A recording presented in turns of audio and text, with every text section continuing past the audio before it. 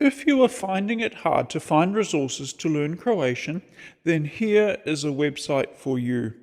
It is called Internet Archive, and it is essentially an online library with a massive amount of ebooks and other media that you can borrow for free. I have found that the length to borrow can vary from an hour to a month, but it is as simple as pressing a button to extend that again and again. The best way of using the site is to sign up for a free account, and when you find something you like, click on the star to add to your favorites, so then you can find them easier next time. So let's do a quick rundown of how to find and use the website. In your search engine, search for Internet Archive, and something like this will come up. In the top right corner, you can sign up to the free account.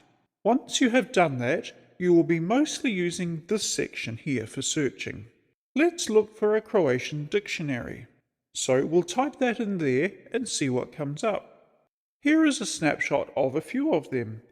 Take a look at them, and if you find any you like, make sure you click on the star to add it to your favorites. If you click on your username in the top right corner, here you can find what you have out on loan and also quick access to your favorites.